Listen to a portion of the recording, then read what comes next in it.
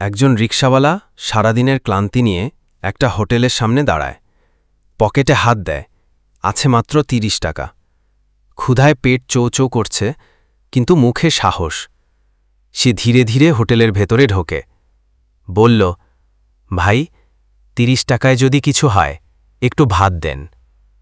হোটেলের ছেলেটা থমকে যায়, কি বলবে বুঝতে পারে না।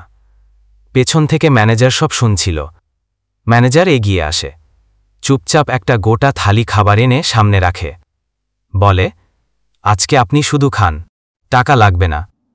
রিকশাওয়ালার চোখে জল এসে যায়। কাপা গলায় বলে, ভাই, কালকে দিয়ে যাব, আমি ফেরত দেব, আমি ভিখারি না।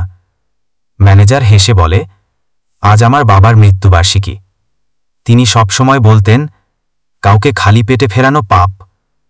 রিকশাওয়ালা কিছু বলে না, চোখ দিয়ে শুধু অশ্রু গড়িয়ে পড়ে। খাবারের থালায় শুধু ভাত ছিল না, ছিল সম্মান, ছিল ভালোবাসা। এই ধরনের বাস্তব ও আবেগময় গল্প নিয়ে আমরা নিয়মিত ভিডিও তৈরি করি। যদি আপনি সমাজের অন্ধকার দিকগুলোকে আলোতে আনতে চান, তাহলে এই চ্যানেলটি আপনার জন্য। চ্যানেলটি সাবস্ক্রাইব করুন এবং সচেতনতার এই যাত্রায় আমাদের সাথে থাকুন।